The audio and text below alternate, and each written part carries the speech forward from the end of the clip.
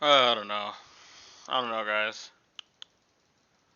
I guess I'll say one thing on the matter, one last thing on this matter, and then I'm probably just gonna mentally retire from this subject because this is a never-ending battle. While I would love to stay and fight the good fight every single day that it happens, in my opinion, when it comes to Kano and all the stuff I talked about, there is just better things I can do with my time than going on Twitter, typing up a bunch of stuff about it, have the exact same arguments I've already had, right? And like the big thing about this is, right? I've actually already stated, well, I haven't like completely stated. Let me rephrase. There were it's almost at 3K. Let's go. I put a good amount of my thoughts out. What the fuck?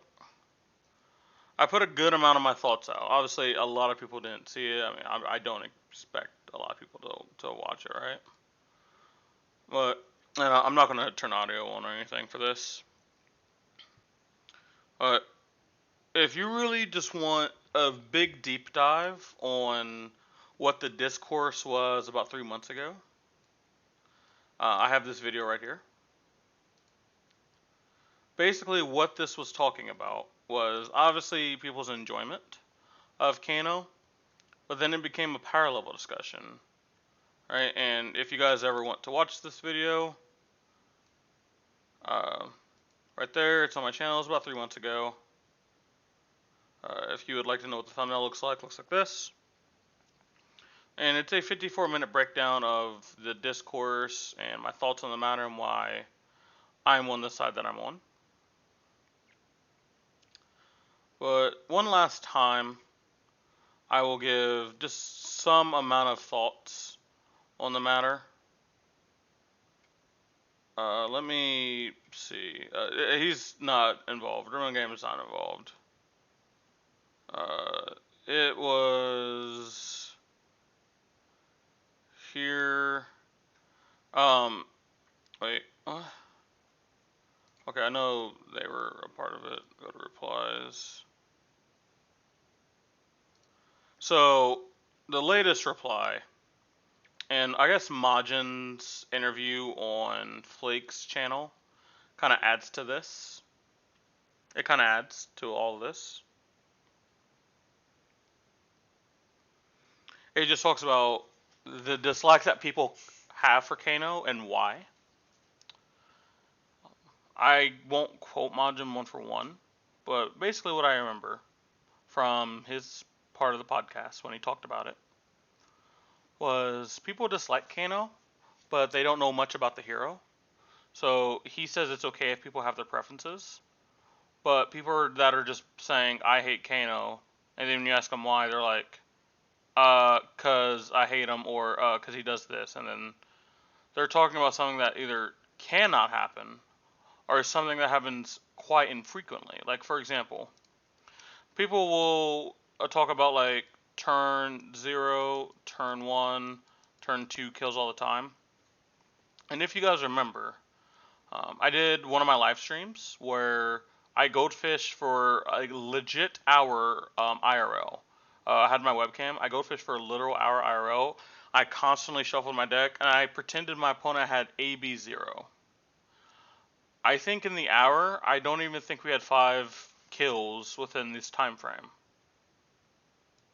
Now, is this possible? Absolutely. Should this be possible?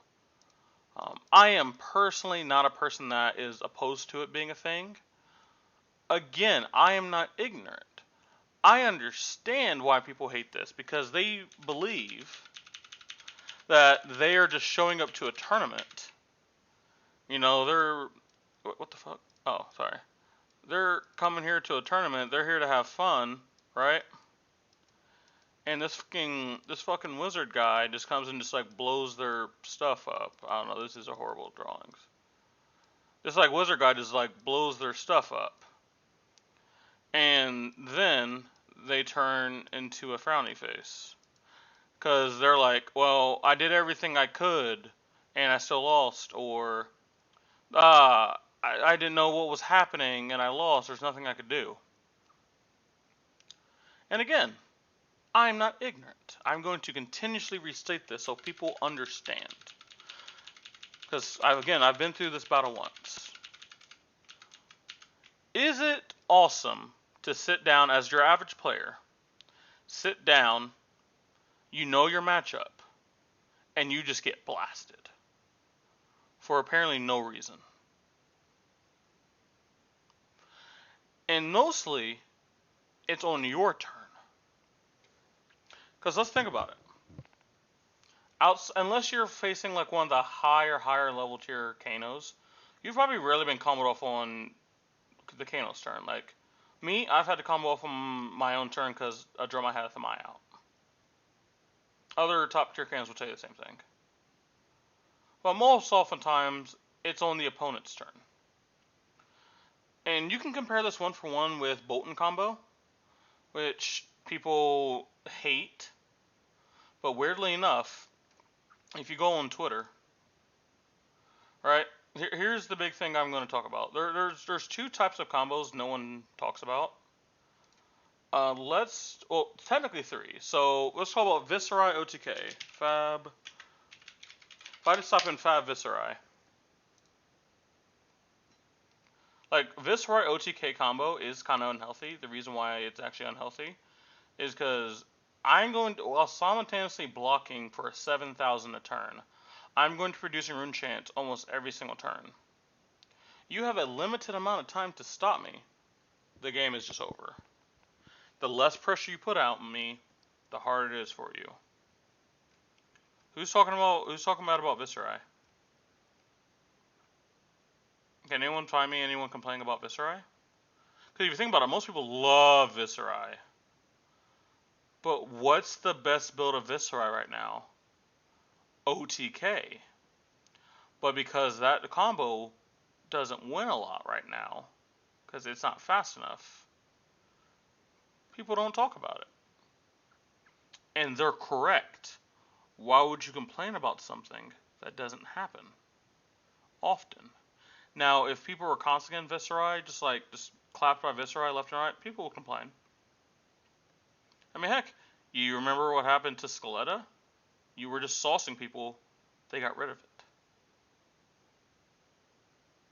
So hey, good on there. People didn't like Viserai OTK, LSS got rid of it, good job. Except OTK just exists still. And a lot of decks can't. I was just like, Guardian, for example, cannot resist it. Warrior has a tough time. Like, there's a lot of popular heroes that just lose to the Viserai OTK if they're built in such a way. Like, for example, my build. I know my build's not the most popular. It's like a 10 card difference from what a lot of other people are doing.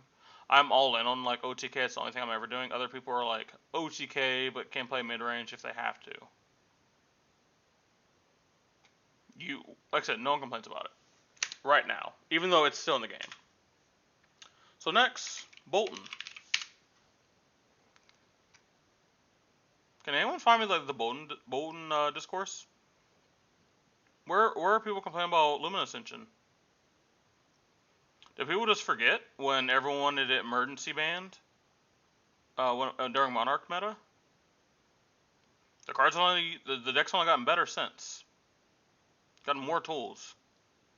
Where's the discourse at? Why is no one complaining about Bolton? Why is no one complaining about Bolton? It's all for the exact same reason I said about Viserai. In people's minds, they have more agency because it's not on their turn. They're not using resources thinking they're safe and then randomly dying or constantly just walking on eggshells. Yet again, I'm not going to pretend to not understand that. But then, oh dear God, dude, just start in Fab Kano. Here we fucking go. Oh, here we fucking go. Dude, here we go. Literally. I don't have to type in negative. I just type in Kano. right? Wait, hey, this is my tweet. Wait, what the fuck? Hey, it's my tweet. Let's go.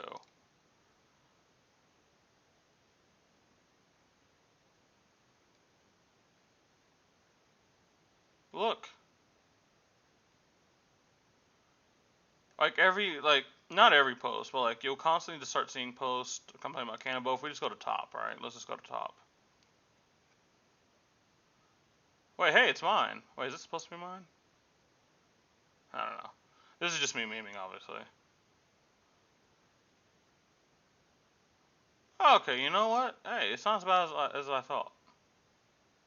But it's still bad that if you go to the latest, right? It's the fact that this kind of post is like the first one you see. And let's dive into this post. This is my good friend Nathaniel. You've seen him on the channel a lot of times. He says, "Glad that Kano is finally a real choice at high-level events." And this is true. This is true. Anyone that disagrees with this, I don't believe you're being honest. And that's my biggest thing is like if we're gonna have a conversation, let's like have an honest conversation. Like let's say what we.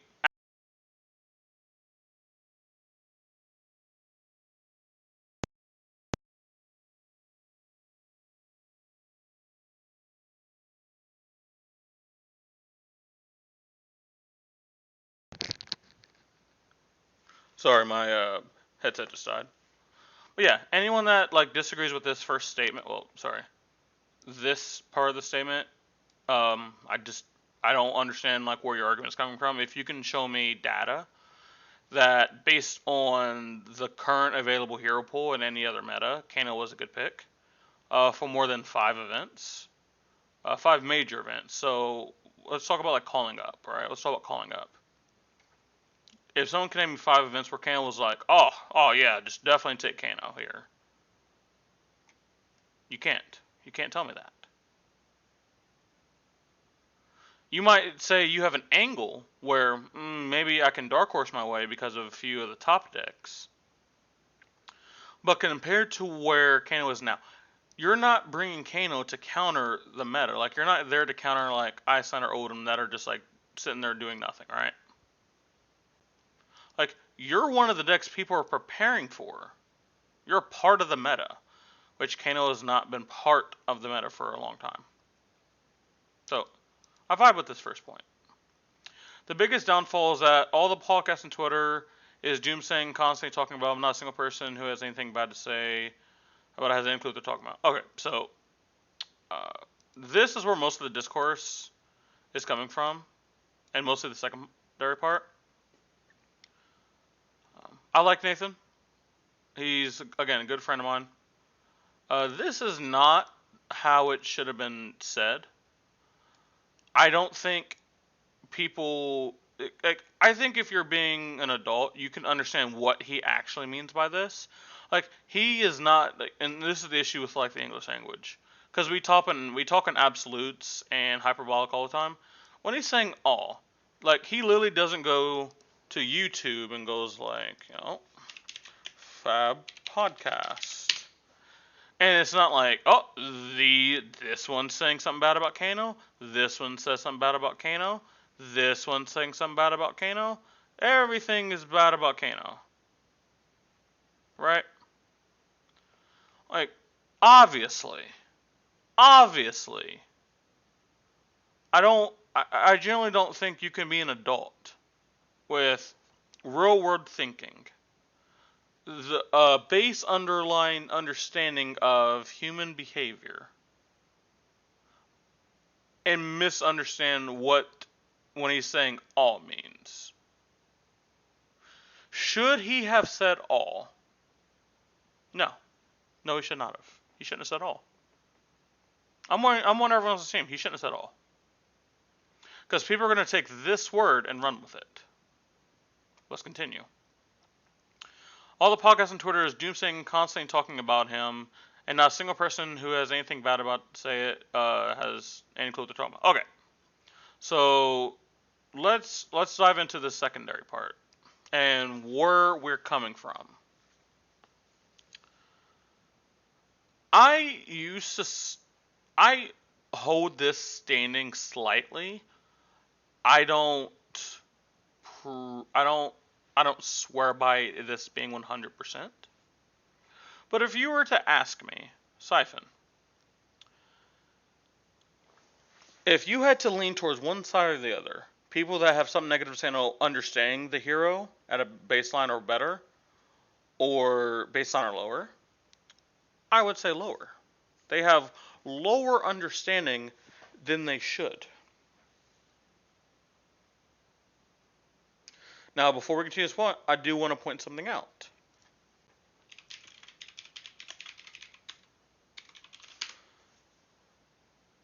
Flesh and Blood Arcane Rising. So today is March 16th, 2024. It has been almost 4 years since Kano has been a deck. It has been almost 4 years. But I'm going to help everyone out. Because if I said, if a deck's been out for 4 years and you don't understand it, that's your problem, I'm going to help everyone out. Aether Wildfire came out in Everfest. There should be an Everfest here somewhere. So let's just pretend in some weird reality this is where Kano became a deck. You have still had over 2 years to understand the deck. I didn't say you had to be a world class, you have to know every last thing that goes on this deck. I will never claim that. I can claim that you have the ability to. You definitely can. But if I met someone on the street and I was like, that played Fab, like, hey, do you know everything last thing about Kano? And they said, no, I'm not gonna be like, shame on you, shame. I'm not gonna be like that. There's no reason. There's no reason. But when a hero's been out for this long, and you still have veterans of the game just not understanding, like even the baseline, that's a problem. That's a problem. It just is. Now again, I don't. I get why he says this. If you were to go on most of the Twitter threads talking about Kano, if you were to go on most of the podcasts, and you just said, all right, guys, stop what you're doing. Let's actually talk about some stuff in Kano. Most of them would be lost.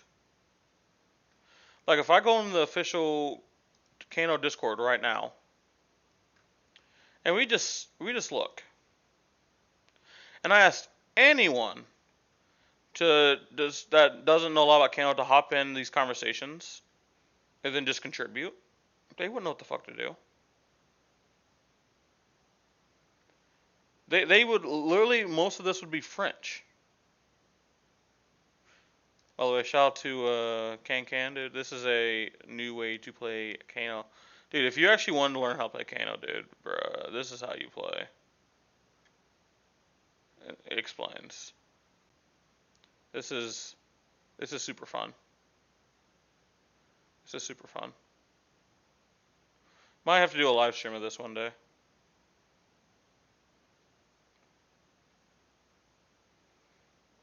But sorry. I'm going a little bit off topic, but I'm going to be hitting everything, I promise. Most people just don't understand Kano enough. I don't know what to tell people. Should I tell people, hey, you need to learn every last aspect of Kano by tomorrow? Like, let's say, because the Pro Tour is coming up next week. Is it correct if I look at every single solo player, like if you don't understand everything about Kano, you're just gonna lose. You're in the wrong. No. No, I would not tell them that. However, what I would tell them please brush up on your Kano knowledge. Just brush up on it. If you're not a Kano master in a week, sure, understandable. Understand where the tension in the deck is. Understand where the weaknesses are. Where can it be exploited? Where does it have a firm grasp? What's the math on the average lines? Now, obviously, there's some weird, funky lines that Kanos can do.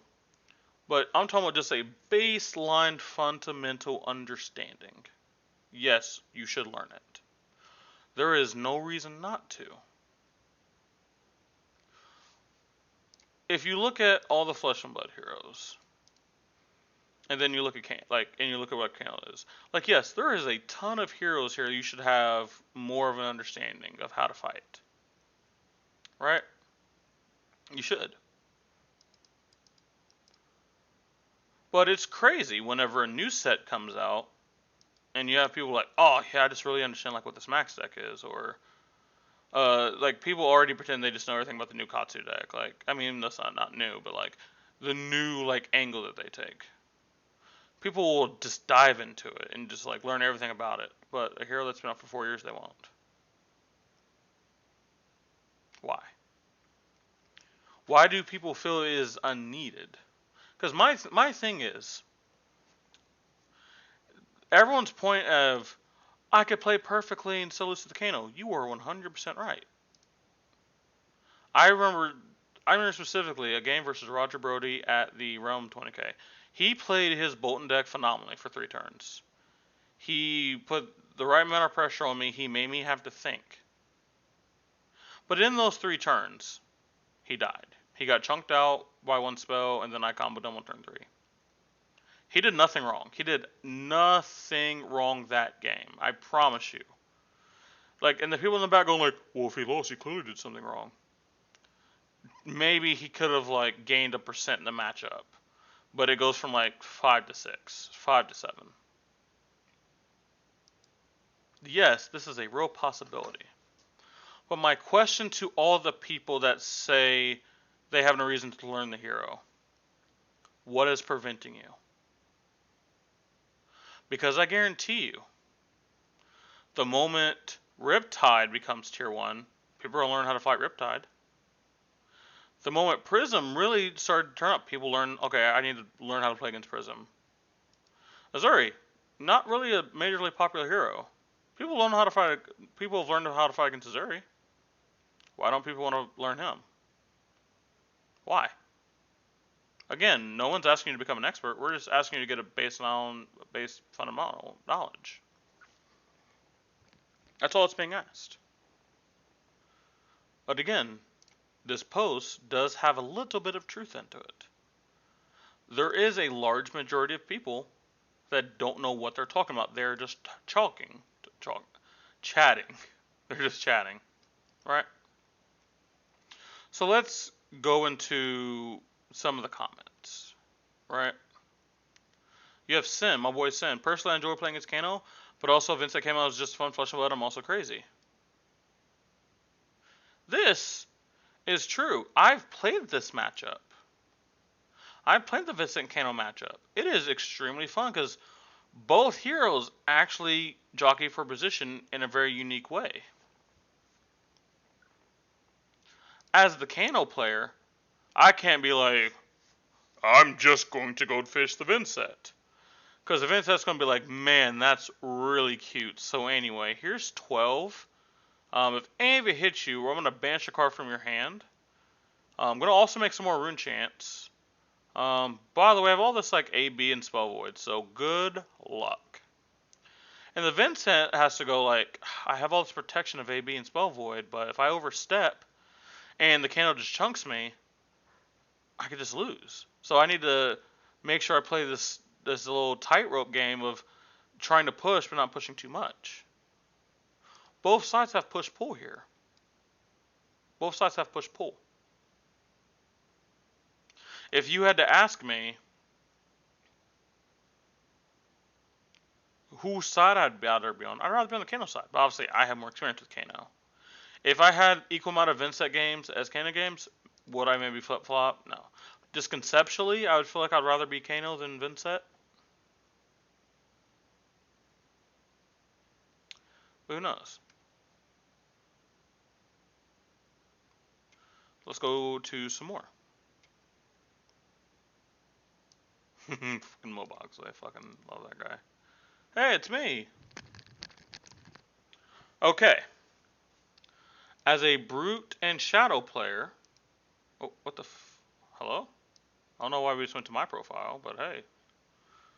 As a brute and shadow player, brutes and I love playing against Kano unless they blaze me on their turn and to immediately blaze me on my turn again where I am without cards. That's just gross. So yes, brutes have a good time against Kano.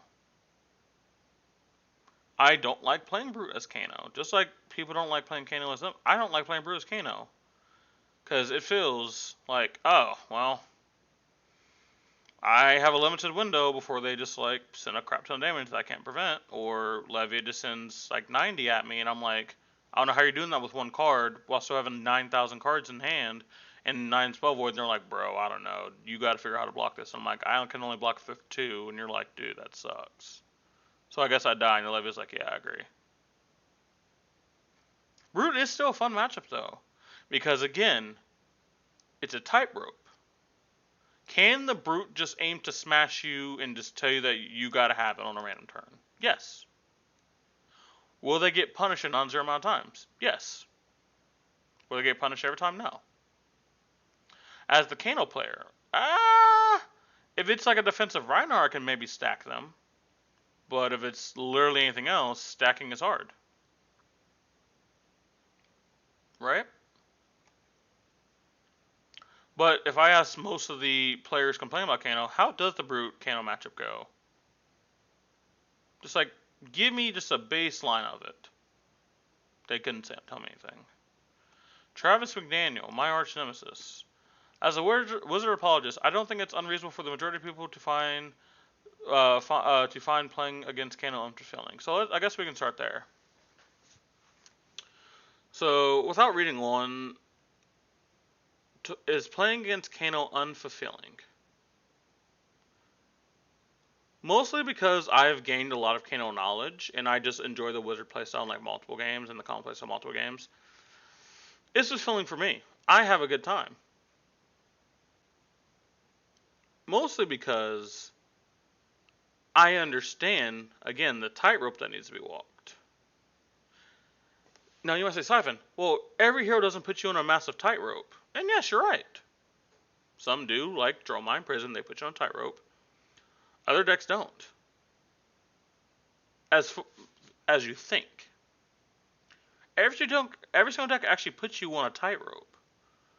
They tell you, hey, you can do whatever you gotta do, but if you do this, I can punish you. And I can either get tempo or just win the game.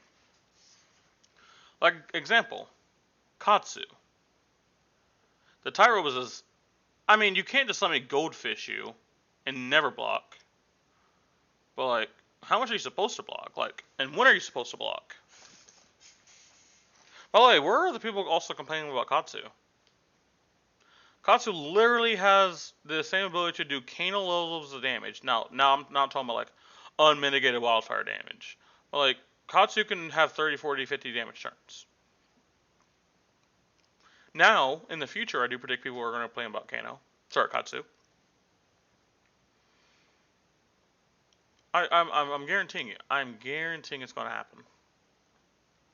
But once we get to that point, I guarantee you, people are going to try to be like, okay, I need to learn how to fight Katsu. I need to learn where to block against Katsu.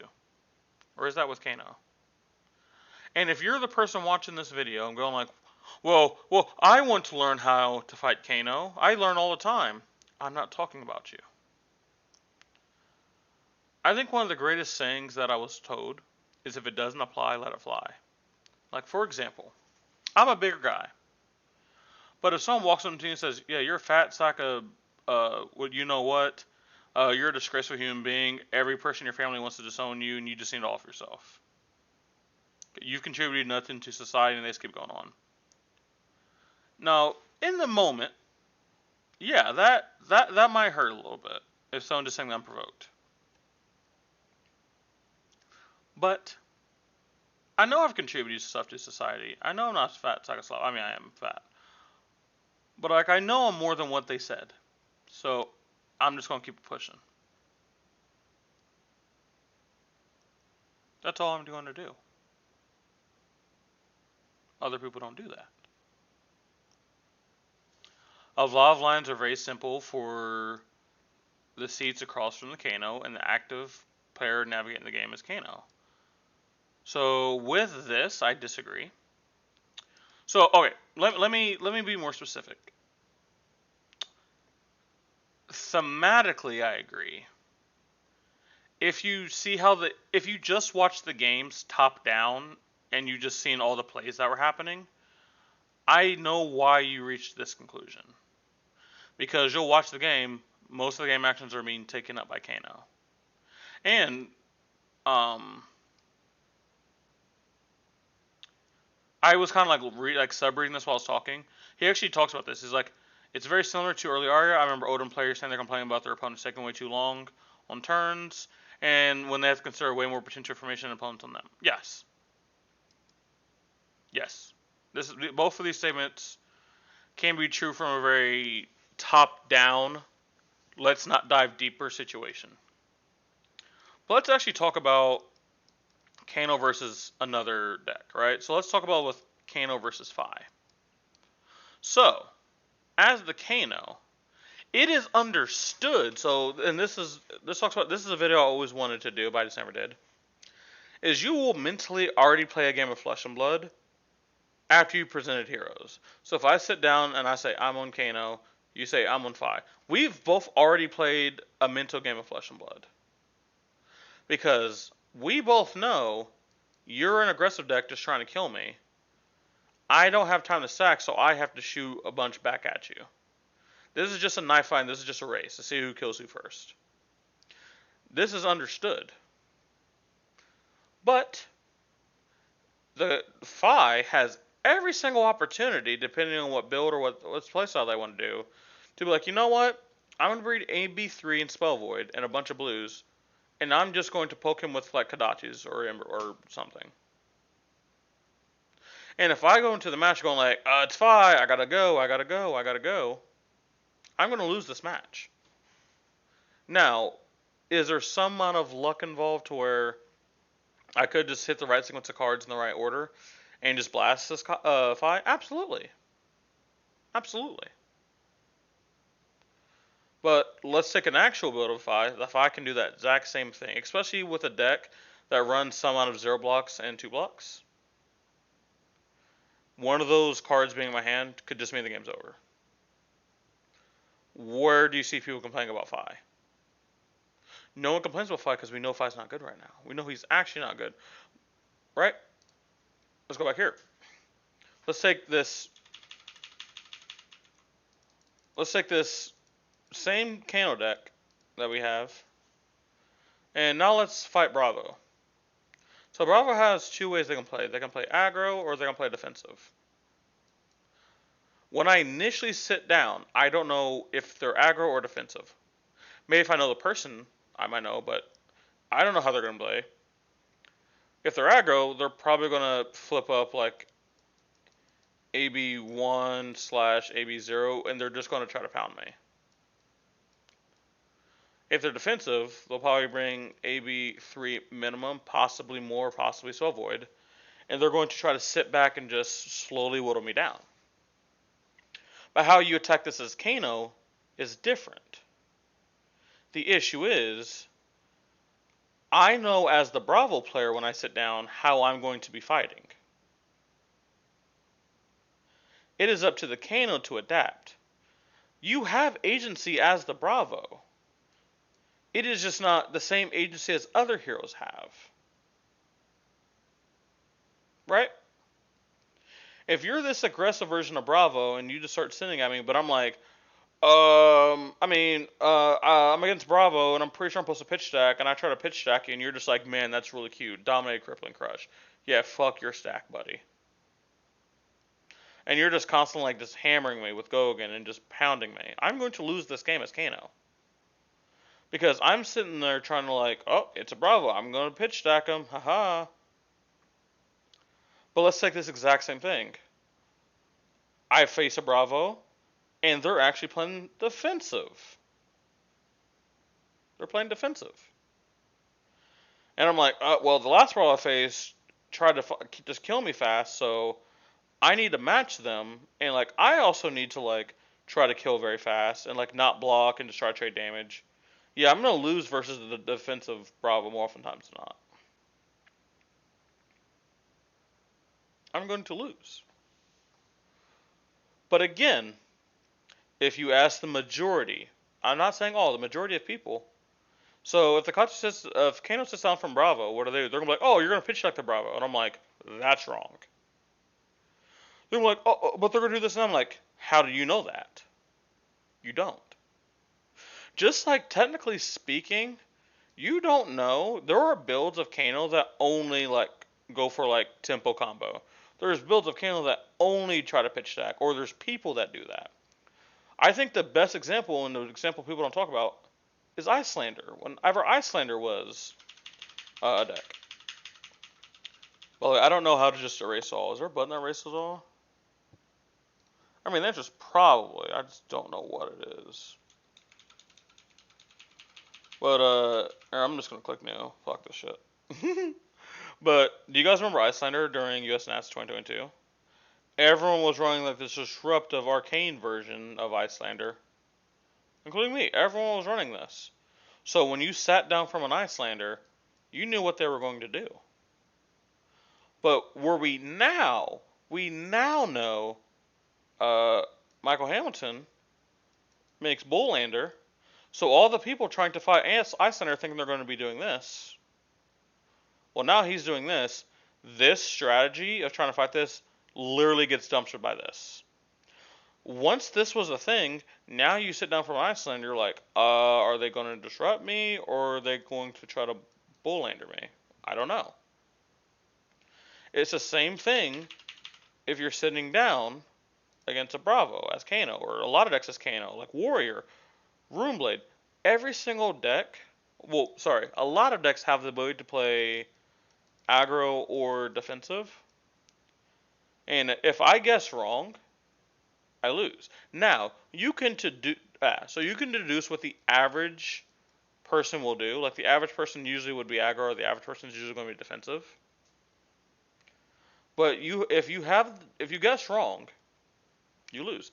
It's one of the reasons why I started playing Death Dealer Ice Lexi. If you guys remember, because everyone was playing against Lexi, just got punished by my deck, because they were trying to like really set up for just like big turns against Lexi, playing a lot of like defense reactions. I'm like, dude, my Ice Death Dealer Lexi literally just locks you out of the game. How you have to beat me is you have to make me block. And realistically, making me block means you have to hit me and also either kill me or say you're at the discard cards. If you didn't do one of those two things, I didn't block. But normal Lexi, that wasn't the case. Normal Lexi could trade damage or be mid range. I stuff that Lexi really couldn't be mid range. She had to be pretty much aggro, technically. It's technically aggro because we're no blocking and just sending everything back. But again, no one's going to talk about this because most people don't understand. I'm not going to call them idiots. I think it's disrespectful for me to call everyone an idiot. I might say it in the moment for spectacle. I might say it for spectacle reasons. But do I actually think they're an idiot? Some people, yes, but everyone, no. But yeah, I think what people need to do is they need to sit down against a Kano, or they need to be one of the decks that can be on one side or the other. And they might normally do this. Why don't they just do this one day against the Kano and see what happens? You might find a shocking result.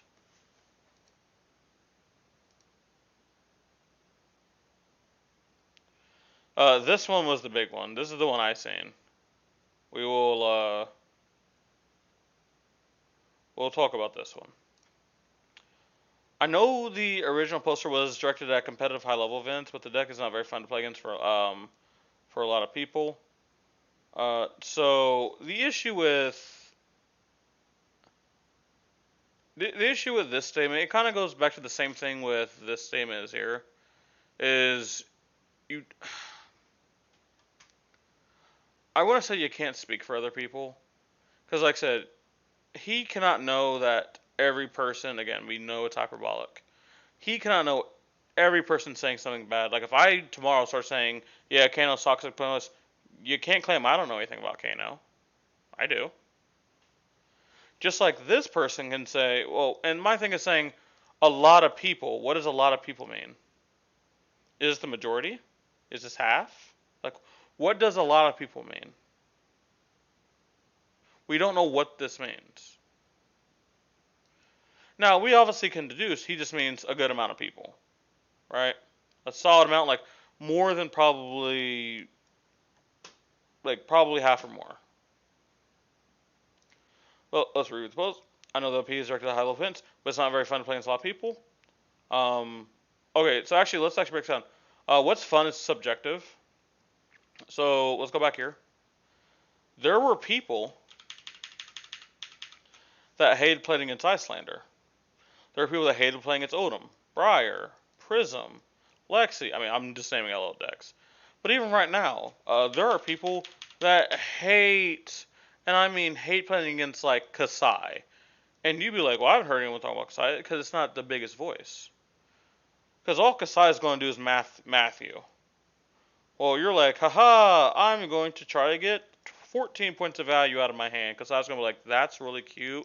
Here's 16. Next turn, you're like, it's unlucky. I can only get 13. Kasai, like, that's awesome. 14. You're like, oh, dude, sick turn. 16 points of value.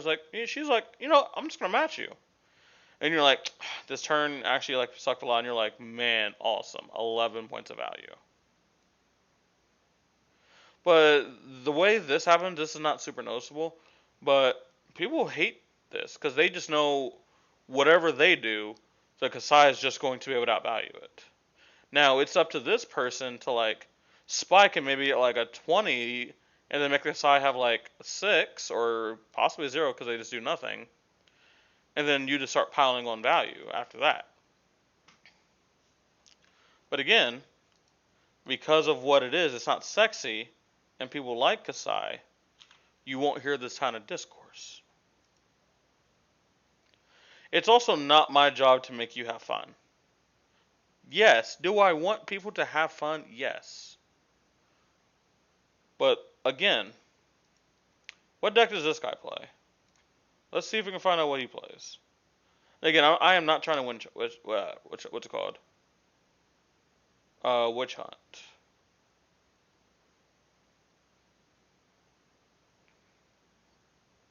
Okay, I kind of can't tell, but let's just live in a world where.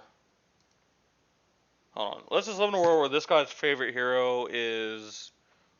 I don't know. Ranger. Right? Let's just say AJ. And again, AJ, I'm not picking on you. I'm just saying stuff. Let's say AJ just really loves Ranger.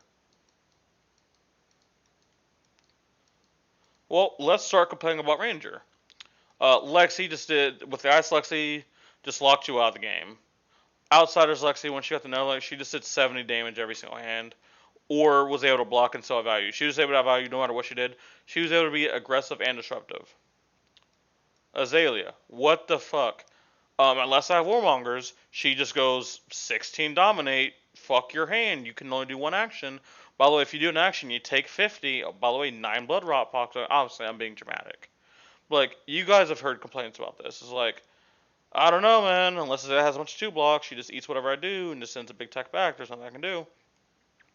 Riptide. People don't really complain about Riptide, but like, you can kind of see what people would complain about Riptide. I'm an aggressive deck. Everything I do turns on their traps, and I just start the game at 20, and they just have to do 20 damage to me while I have to do 38. That's not very fun. Or I don't have a lot. I don't play Command and Conquer well, so all their traps are just live every turn. Like, you can literally take any hero in Flesh and Blood, and you will find someone that does not enjoy it. So this statement, who cares? Do you know the amount of people that I've played Kano against and they've had a good time? And they're just like, wow, that was really cool what you did. When you don't, like, you won't hear people talk about that though. Because the biggest thing is negativity is easier to catch than positivity. Like it's easy just to go and be negative on Twitter or social media, but it's hard to be positive. And like people are like, well, no, I see positive stuff all the time. I'm like, go to your timeline,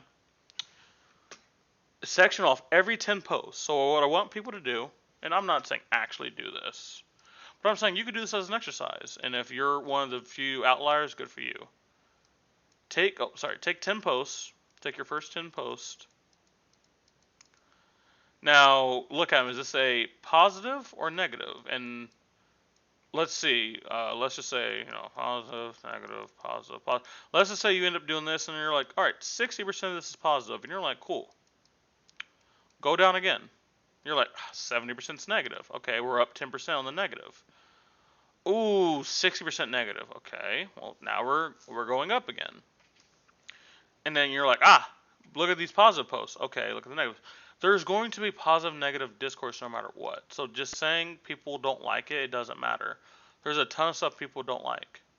There are people that just love McDonald's and like they just love this Big M, dude. They just love a Big Mac, bro. But there's people that are like, I will never eat there. I fucking hate this place.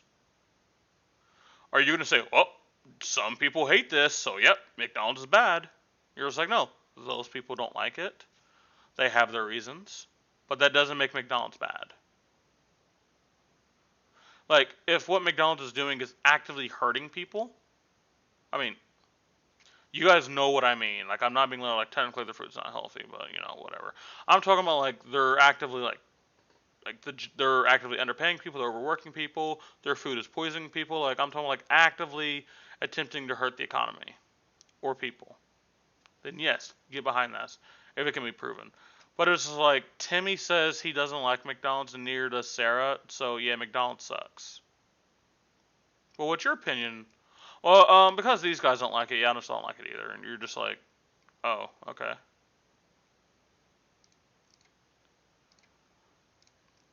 Multiple games just end up with Kano in the tank. Humbling. I think I can game you here frequently while you have no agency on how that plays out. So I have a question for you, right? Two things. You've never tanked before? Ever? No, yes, I'm not being an idiot. Kano players more oftentimes will tank more than other players, yes. But Flesh Mode's a complex game. If they have an angle to kill you, what is the problem with them thinking about? Like, and like this is the same thing with like when people like slam Brody all the time. I'm like, okay, if this player truly thinks they have an angle to win or lose the game based off of a decision, what is the problem with them taking? Now, yes, should it take 15, 20, 30 minutes? No. No, no, no, no, no. I agree with you guys. It shouldn't. But when you're at a high stakes tournament, and a bunch of money, prestige is on the line. Why would you be like, well, I mean, people don't want me thinking a bunch, people don't want me in the tank, so this decision that could literally mean the difference between $5 or $1,000. Oh, I guess I'll just randomly do it and see what happens. Oh, I missed. I get the $5, but if I saw a thonk, I'm like, oh, here's the line I can do. Now I get 1,000. Yay. Right?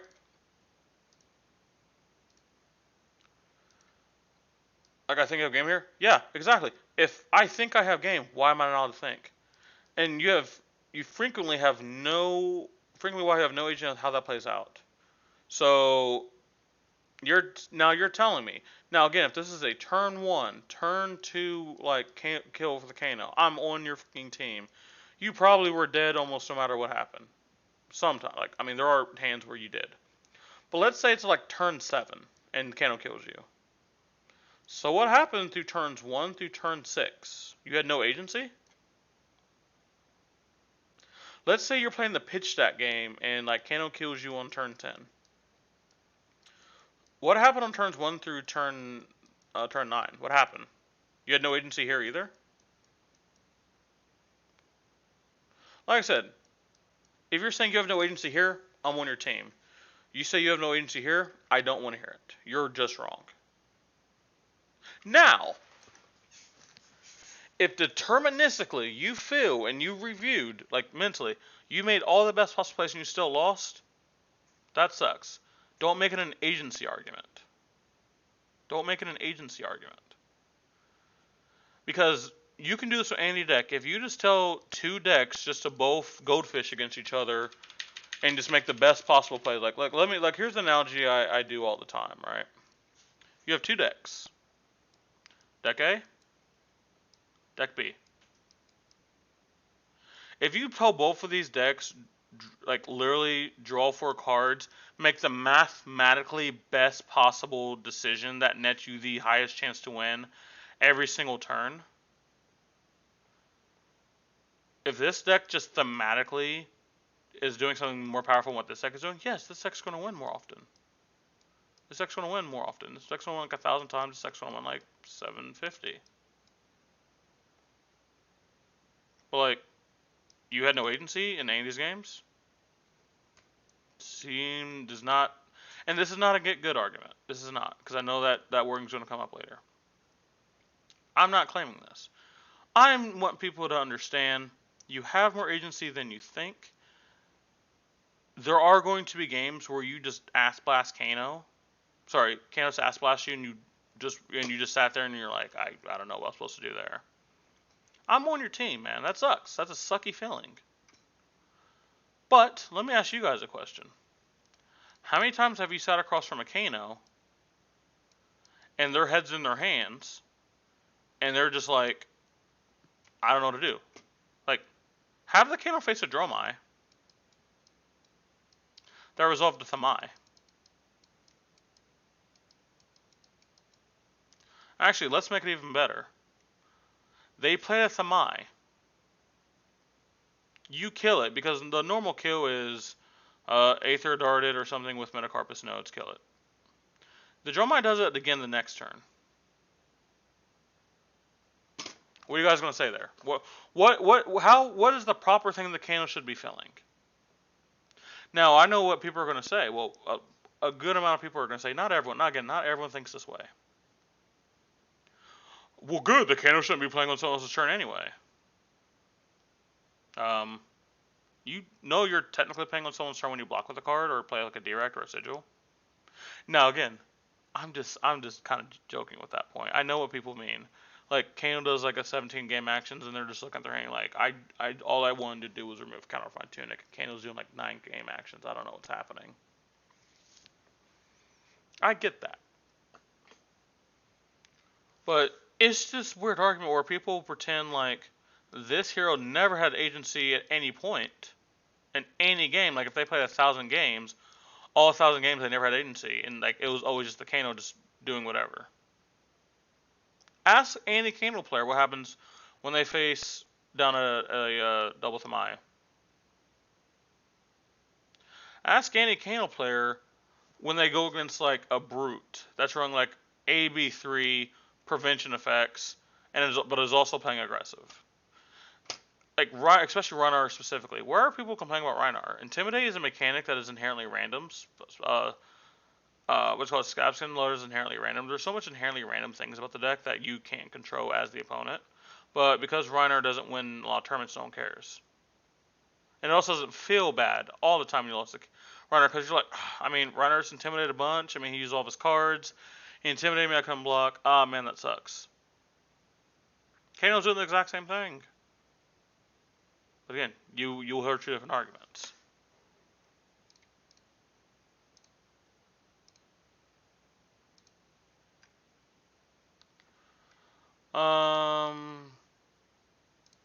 See, I've learned the math and play Kano. I really like the Kano matchup. Dog, that's crazy. But I thought, I don't know, dude. I just thought everyone hated it. I don't know. Don't know, man. And play Kano. I really like the Kano matchup. I think I'm favored in it.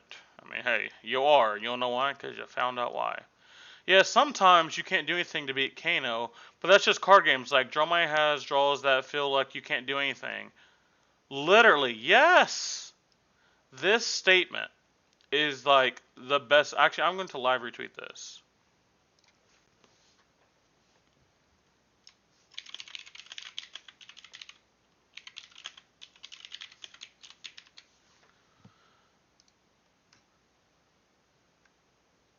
like, Dromai. What happens if they just play like double rated embers and you're sitting here with your like deck? What are you supposed to do about that? Fi just goes like, man, that's really cute. Spreading Flames Art of War. Kacha just goes like 19 chain links wide. You get dishonored like 9 times in the same chain link. You get intimidated a bunch of times with Rhinar. Azalea just goes like, man, you wanted to play the game. That's like really cute of you. But anyway, 14 dominate. One hit, you can only do one in-game action. You have to discard your hand at the end of the turn, and you take 9 from Blood Rots. But nah, it's just Kano. It's just Kano, by the way. Let Kano players be happy and collect some ML points. Oh, by the way, yeah, that's another point, dude. So if all this stuff about Kano was true, and I know someone thought they got me with a point, but again, like, it got past the time where like we were just recycling the same points, but like basically I summed it up. I was like, if Kano's is so good, does this and that, why is this his number when he's one of the oldest heroes? And they were like, well, there was clear counters to Kano, and those counters don't exist anymore. And I'm like, okay, like what counters don't exist anymore? Like, let's look at heroes. Like, I mean, we watch Kanos beat Bravo. We watch Kanos beat this. We've watched Kanos beat that. We've watched Kanos beat this. We've lost. Well, a lot of Kanos lost to this.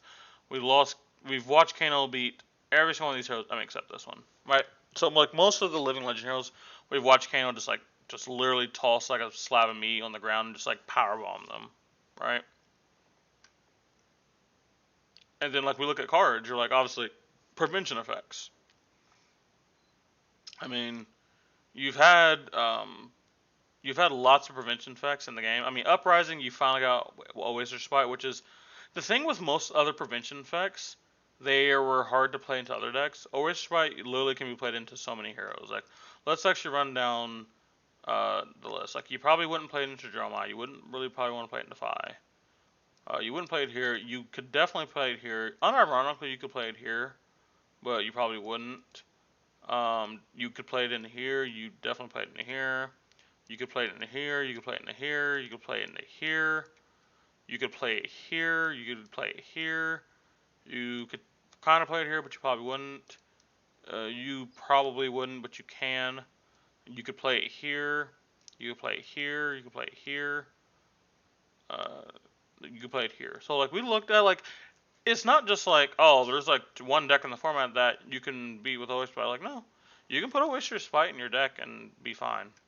But like overarching point is if Kano has been able to do the stuff that people say he can do, why is this number? Like people talked about all the powerful shit that these heroes did all the time because they said like it always just does this. Well, look at their number.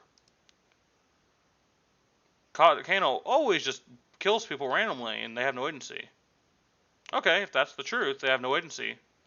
Wouldn't you have one more? Now, if you say, well, he's not a popular hero, okay. I can be the one Kano in a tournament. If no one has agency against me, I should just win the tournament. No? If you're going to make this kind of argument, you have to change. You have to shift how you're making the argument. Because the argument is that, because like my argument, there's not a lot of holes you can poke through. Like for example, you have this guy, right? You have this guy, and you say, man, he's just so good with money. He could go broke tomorrow and somehow find a way to get rich. He's done it a lot. And then you'll consistently watch him get rich, watch him get rich, watch him get rich all the time. But then you take this other person, and you're like, he's bad with money. He doesn't do a lot, and he'll get like a lot of money once, right? Get running once, but he can't like reproduce this consistently. You cannot equate these two people. This person consistently can go broke, get rich without trying. This person like can do it if like did it once or twice, not consistently, and they fall flat a lot.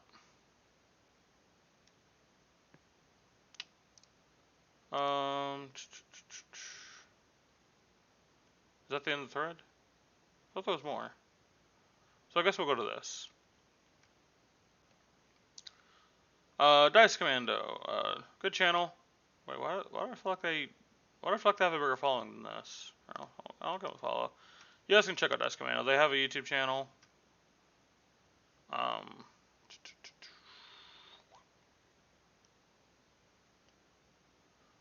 they actually they're OG when it comes to Flesh and Blood. Like they've done a lot of videos in Flesh and Blood. Like we can go down and down and down.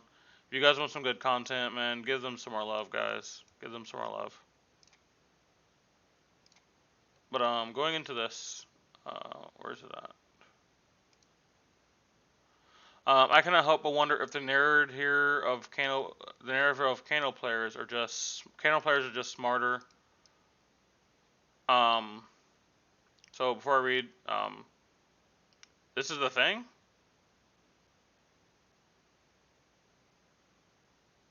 This is the thing. I don't remember ever saying this. Like I've never said because I play Kano I'm smarter. I mean, maybe I'm good, maybe a little bit better at puzzle solving, but I mean, to be fair, every hero solves a puzzle. It's just ours is more like probably has more. So like like the Rubik's cubes. So like you guys like to know the Rubik's cubes. Like here's how I can compare like the puzzle. All right, there's two ways.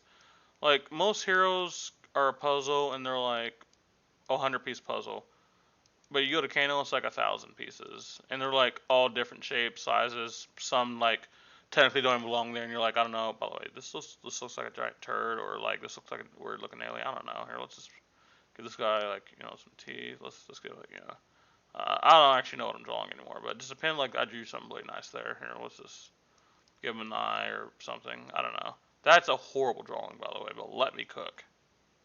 Make sure I'm actually still going. But I've already been going for an hour. Jesus Christ. Um, but it's just a different kind of puzzle. Like this kind of puzzle might just be you just match the like shapes and you're good, but it's again still a puzzle. Not everyone can do it. This puzzle is like, all right, so everything is a different size.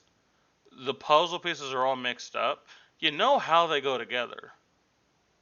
But sometimes, you might have thought, oh, yeah, this piece 100% goes here. And you're like, brother, it actually goes down here. What the fuck are you doing? And you're like, oh, well, let me try going here. And then you end up going to this, like, weird fucking loop. And you're like, you end up getting the puzzle done correctly. But you had to do more steps than these heroes did. Does that make this puzzle, like, a better puzzle? No. It just is more complex. Like, I'm arguing complexity. I'm not arguing, like, actual knowledge. Like, I would never say if you don't play Kano, you're dumb. Or if you play Kano, you're smart. Because I've watched dumb Kano players. And some of the brightest minds in this game don't play Kano. So, if this is a thing that's apparently been going around, let me at least say as a Kano player, I don't believe in this. I don't believe that Kano players are just smarter. You're just too dumb to understand. I can get where they would get this from this. Again, we've already talked about, like, this was not articulated well. But it doesn't impact why people hate Kano. So the big thing is the most of the discourse around Kano is about Kano the hero, not the Kano players. Like, for example, I am known for playing a lot of Kano. No one has ever complained about me, right?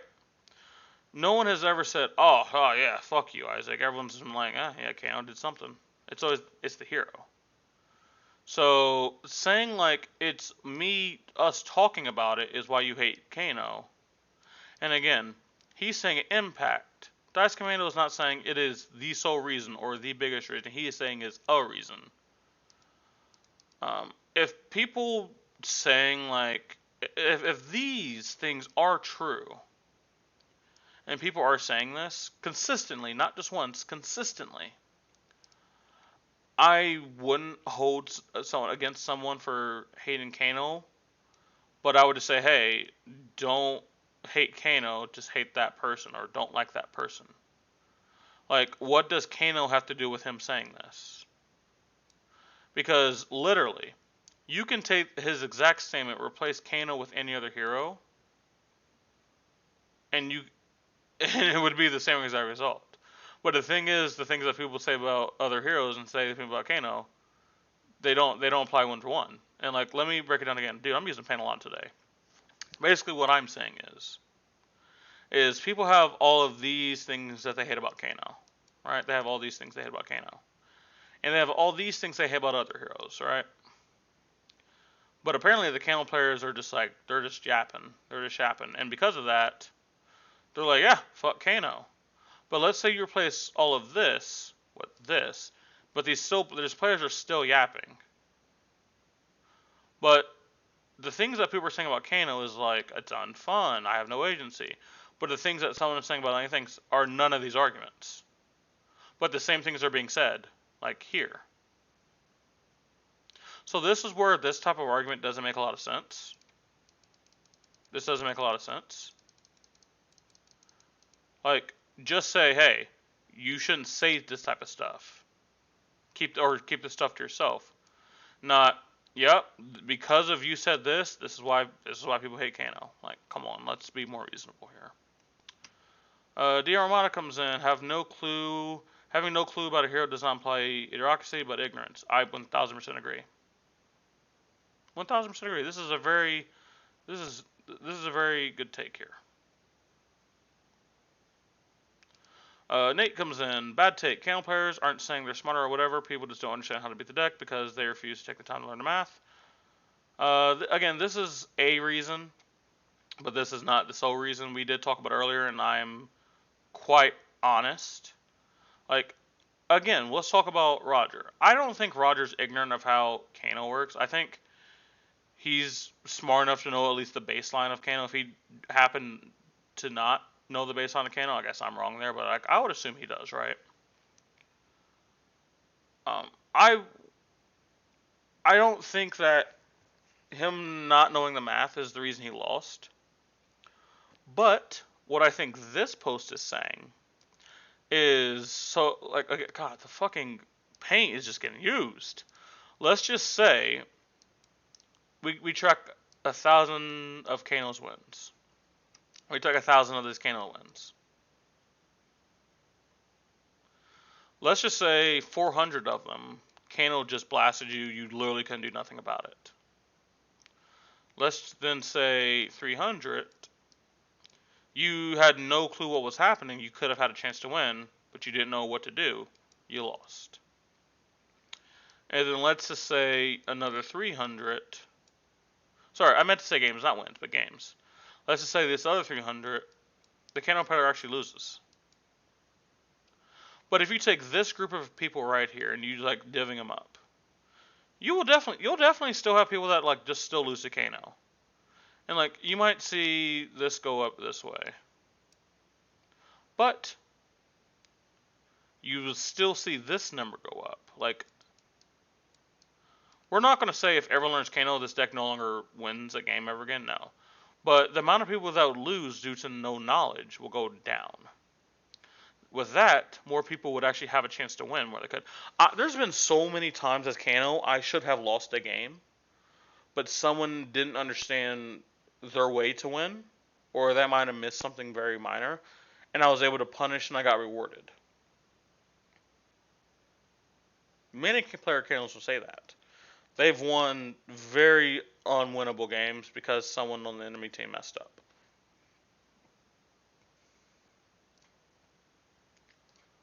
But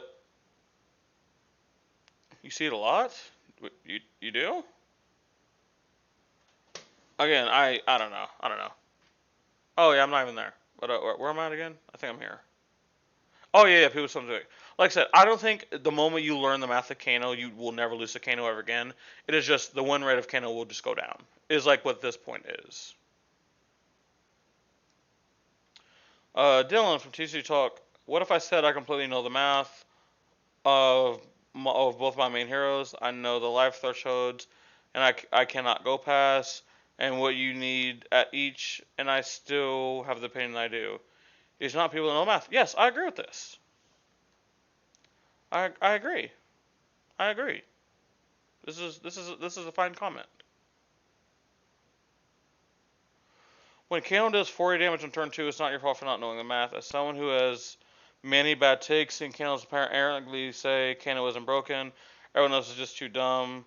Know how to play into me is a horrible argument and incredibly condescending. Um. So yes. If this was the okay, again, maybe either I'm missing something, or if how do I say this? If I'm just missing where this is happening often, or if I'm just not understanding because I'm on the Kano side that people are like being constantly condescending, I would 100% agree with this. I just don't see. Okay, so hold on. This is mostly like half of a meme. Like this port is like half of a meme. Like Kano isn't broken. Like he actually isn't, but he is. This is kind of like an inside thing, and like I wouldn't read too much into this. And like I'm saying, like as a Kano campfire in a lot of Kano communities, I'm telling you, you don't need to read too much into this. I promise, you don't. Everyone's just too dumb and don't know how to play enemy. Yeah. If again, this is the common thing that Roger is saying, then yes. I personally don't see it a ton. Let's see, brother. I have played about as many Kano games as about anyone on the planet, and I think I've maybe killed someone on turn two like 10 times ever, and never once before that. Yeah, like it's not a common thing. Like here's what we literally will do. Here's what we are literally going to do, and I've done this once. I'm going to do it again. Um, I'm going to take my current. This is my living legend. It's literally just the exact same. I'm going to do this live. Combat dummy, private, single player. Let's let's do 10 hands, and let's go into a very fast because like 5 is a very fast matchup. So I have all of the fast stuff that I should have all the fast stuff in my deck. Let's just double check. Yeah, we don't need this. We don't need this. Yeah, we don't need any of these cards. This is all just speed. Let's just see how many times I kill on turn 2. So and mind you, this is AB0. So we're gonna attempt to do 40 damage, and I guess we'll pretend we're just going first. So if this is the hand, I want the most information possible. So I'm going to draw 2 cards. So I have access to Snapback now. I'm just going to do a regular Kano, see what happens. Aether Quicken. 1 mana for 2. So right now I have 3 damage on board. Right? I can throw some stuff, but let's just do a little more fishing, see what I can do. Blazing Aether. Good card. Now my damage goes to 6. But hey, you know what? Maybe I'll draw some fire next turn. So let's just send all of the spells that we can. Well, we'll just Crucible this, Aether Quicken. They can't AB it. I'm not going to do that. Snap back them into brother into a Blazing Aether. Let me just turn this off because that's like annoying the crap out of me. Alright, so first turn, they've taken 12 damage. What's Arsenal? Wait, what? I have an action point? I shouldn't have an action point. Let's just Arsenal pass. Alright, so now this is turn 1. So our hand's like not actually that bad. But let's just say we disrespect of our opponent. We just don't care. And our opponent just does whatever. Okay. So I would like to get this Tome out of Arsenal, but I'd also like to cast this Lesson. But because I can do a Wildfire Lessons combo, I actually don't need to cast the Lessons this turn. So I can actually start off by going Tome, draw 2. And like I said, drawing Tomes this early is amazing.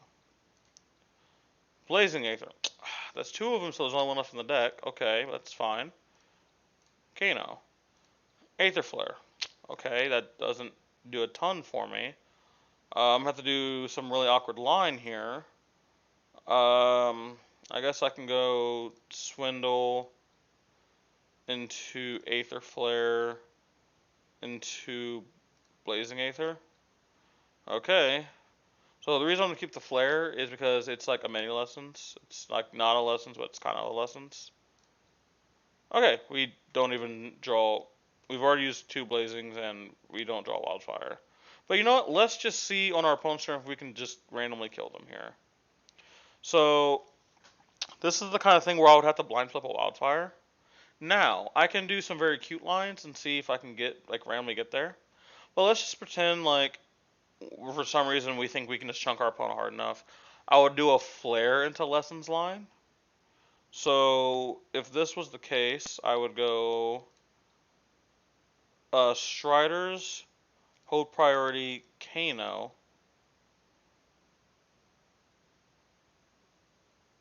Wait, actually, no, I'm sorry. I did this wrong. I'm pretty sure it's Kano, hold priority, Striders, Kano, flip, put the wildfire quote unquote on top, resolve the wildfire. Let's boost up this wildfire as much as we can. Shit, hold on. We'll even pay for it. So they're taking 5, and like I said, our goal is to get them to 960. So then Storm Charge resolves in response. We'll do that. We will lessons them. Lessons not get pumped. Lessons will hit. We'll tutor a card. And blazing. Kano will resolve. Full blazing. Blazing them. Okay, so there.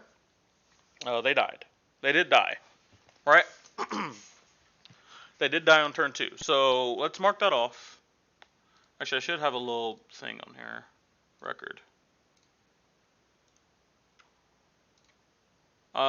We'll see. We got 1 kill, 0 non-kills so far. Okay. So we'll reset.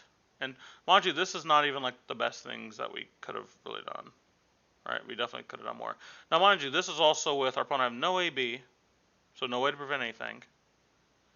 And us not blocking at all. So we should be able to restart this game. Well, it's full rematch. Oh, I'll probably have to do quick rematch maybe. I think I might have broke it. Yep, definitely broke it. Alright, good job, Isaac. Hold on, let me just do this. Let me just kill them again. Alright, concede, quick rematch. Okay. So let's pretend this time our opponent's going to start. So they're going to send a bunch of us, but again, they have no AB. So I'm going to... Actually, what I need to do is I need to go like this. I do not. So it's going to be their turn. Keep in mind, this is turn 0, not turn 1. I will Kano, Prognosticate, doesn't do anything. Kano again. Lessons Lava. Lessons is like fine here, but doesn't actually do anything. So in this kind of spot, I would probably just Crucible, Lessons. I could pretend like I have a blue. I'll tutor something. In this case, I could literally just tutor like a wildfire so I can arsenal it. I'll throw the prognosticate at them. And then I'll block. And then I'm just gonna manually draw 4. So wait, no, here's what I do. I pass turn. So then on my turn, 1, 2, 3, 4. Okay, so with this hand, I can go Kano, lessons. So actually, probably would actually want to keep lessons there.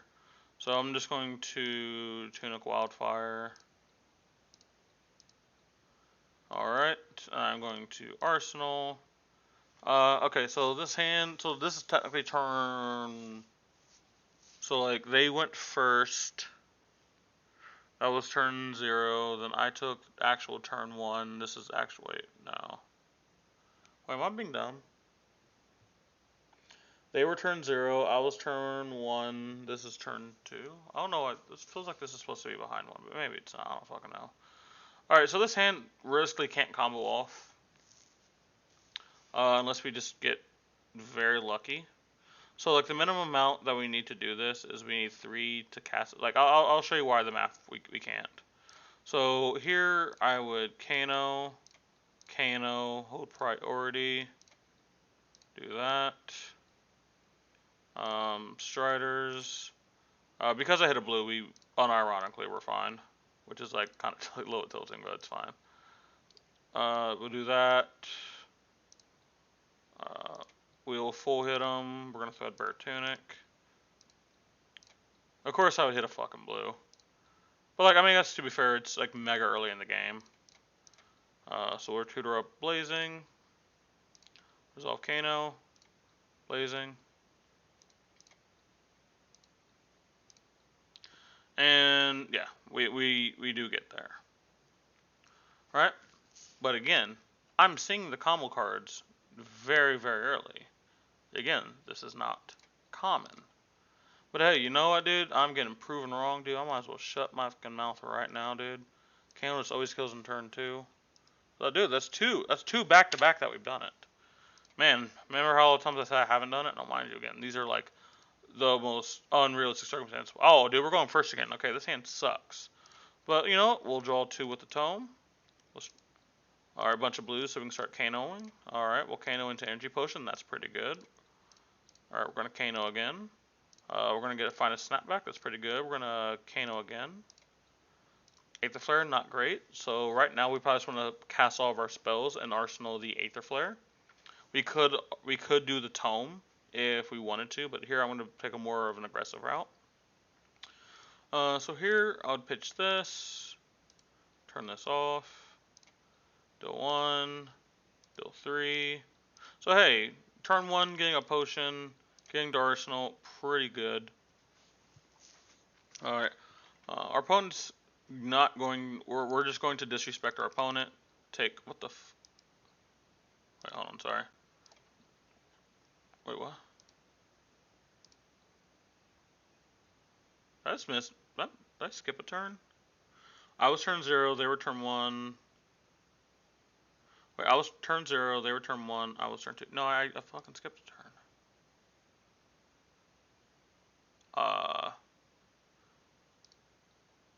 Okay, there we go. Okay, so with this turn, part of me actually wants to keep the Aether Flare, so what I would do is I would actually Kano here first, see what spell I get. Okay, Blazing Aether. Blazing Aether is like probably one of the better cards that we could find. Out of everything, I would keep probably Voltic Bolt as like the spell if I was to keep something.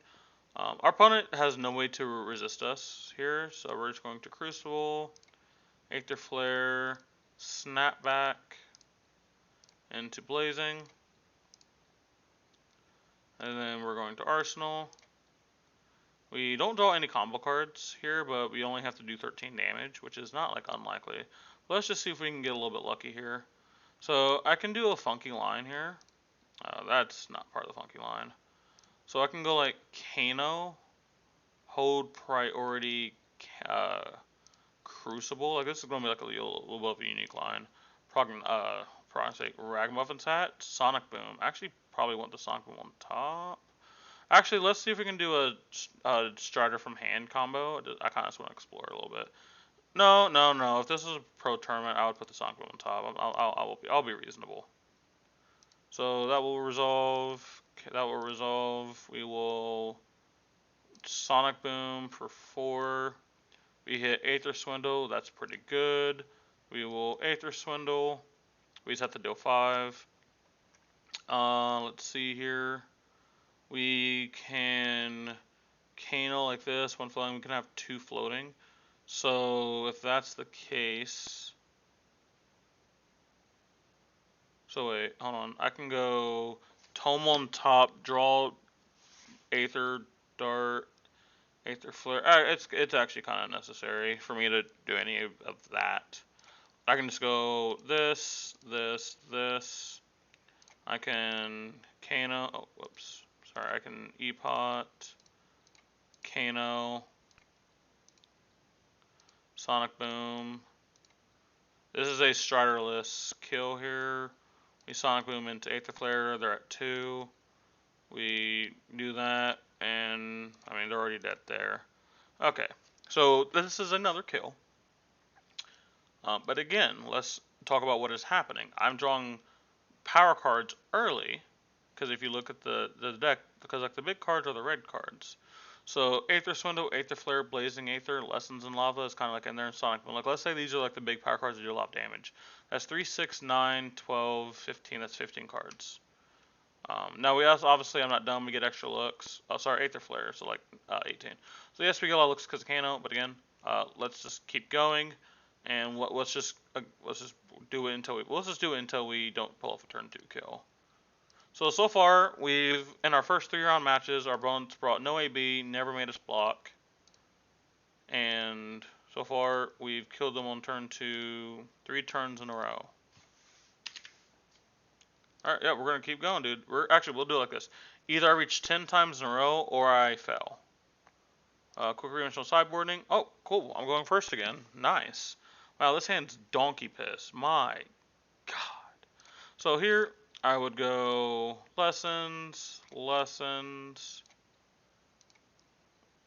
tutor a card. I can tutor a few different things here. What I'm actually going to tutor is I'm just going to look for a kill. I'm just going to get blazing. We'll do a blazing style kill if we can. Alternatively, I can just Kano into it now. But yeah, we'll just do that. And let's see, we have the mana required for it. So we're going to go, not Crucible. We're going to go Kano. Here the Quicken, not the best spell, but it kind of says what it is. Kano, Storm Striders, Ragamuffin Hat. Iophidea is pretty good. Resolve Storm Striders. We have the mana. We can Crucible into Aether Wildfire. We can pay for Node. Iophidea will do its thing. We don't really care. We'll top. Aether Wildfire hits for 6. Aether Quicken will hit for 8. Do we have the mana to? We do, actually. Threadbare Tunic. Oh, I had 1 land floating already. Oh, I didn't know that. Aether Quicken. Then resolve this. Blazing. And we Xaxes our opponent. So yet again, dude, everyone is just proving me wrong. See, Siphon, you're just consistently just doing this to people. I mean, like, dude, you can't tell me this deck isn't just toxic. Like, no, we're gonna keep going. This might seem like I'm stalling or I'm waiting to prove a point. No. Maybe people just knew something that all of us Kano players did not. So we're gonna concede. We're gonna do quick rematch. Oh, we're first again. Unlucky, to be honest. So we're gonna go. Mind you, look, I already have a power card. Emeritus Coding. It's like fine. So we're actually gonna go Tome, see if we can draw some more resources. Now, have you found another good card? So we're gonna go Kano, Prognosticate. Okay. So now I kind of know what our damage is looking like. I'm just gonna go Prognosticate. In theory, I'd want the extra op there, but like, it kind of doesn't matter. I'll be completely honest with you. Let me do that. Alright, start off the game, 4 damage. Not bad. Punisher brought AB. Alright, we find Wildfire. So again, this is where we find our combo cards extremely early. You know, we just found the cards that we needed just immediately. And, you know, even though we don't have the best mana, let's just see if we can magically get there still. So we're going to start off with Kano. We're going to find our Aether Flare. Wow, that's a really good fucking card to get. Like, there's not much else that we could have asked for in that situation. So we're going to Kano. We're going to respond. We're going to Aether. That's fucking funny, by the way. We're going to put Aether thing on the top. Aether Wildfire is going to resolve. Okay, so we can't really buff it, but hey, whatever. Actually, yeah, wait, this costs 1, right? So we pitch this, we Aether Flare, we have 0 floating, we would Threadbare Tunic. Oh, I'd still have to pay for. Oh yeah, no, yeah, I can't do anything because this costs 1. Because like the thing is, I could pay for it here. I could do it, but then because this costs 1, I mean I can't even pay for this metal spell. So like realistically, we can back up. To be honest, I probably wouldn't go there do it if we had a red there, but no, let's just disrespect our opponent. Our opponent just sucks at the game, and all that stuff. And let's just do something like simple. So we'll just like do that. We'll find an Aether Flare. That's perfectly fine. We use Aether Flare to cast Aether Flare. Uh, and then we'll chunk them. We'll play the E-Pop. We're going to pass the turn. We're going to draw our next hand. Wow, that's awful. That's like impressively awful. So now we can we can still technically do it. We just need to draw a 0-cost spell. So we're going to do this. Tome. Tome actually just might draw us the blues that we need. Okay, sweet. Yeah, so our opponent should be pretty cooked here. I'm going to just lazily crack E-Pot here. It doesn't really matter. Kano, Energy Potion. Okay, maybe I was wrong. Kano, Lessons in Lava. So now we can go.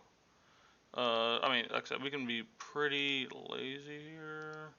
We can go Kano, respond, do this. I mean, you guys can see I'm doing it pretty fast. I've played a good amount of Kano in my life. Aether Wildfire. We can crack this. In response to Storm Charge still, we can go Crucible, Aether Wildfire. We can pay for the Metacarpus node. We can deal 6. We'll crack Threadbare Tunic. We'll Lessons in Lava. The cool thing is we already have the spell that we would want to get, but like in theory, for some weird fucking reason, we can just like put another on top. Why, I don't fucking know. And then we'll just Blazing from Arsenal. And our opponent gets overkilled by 3. On turn 2 again. So, yet again, we did it. We did it. But let's do something, because I said we was going to keep going, but like it's kind of happened. So let's change this up a little bit. Let's change this up a little bit. We're going to concede again. But this time, we'll have to do some of the math ourselves, obviously. Actually, what we can do, I don't know how good the bot is. But like, it all kind of depends if they bring AB, to be honest. I don't even know if the bot has AB. That's not the deck I wanted. Okay, sorry. Let's see. Dude, what? Hello? Am I dumb? I mean, the answer is yes, obviously. Okay, private, single players, 5cc. Alright, let's see if in a live, I mean, it's not a live game, obviously. But let's just see in a live game, can I do the same thing? Of course, they bring nothing. But you know what? Let's just try to goldfish them again and just see if we can consistently do it. So we'll start off with Kano. We find Tome of Findel, it's pretty good. We're going to pitch the non-combo card. Draw 2 cards, pretty good. It's Kano again. Aether Flare, that's obviously solid. We can actually do something very cool here. We can go Aether Flare, we can go boosted Aether Flare into Lessons. We go without an arsenal, but it's fine. We just get Wildfire.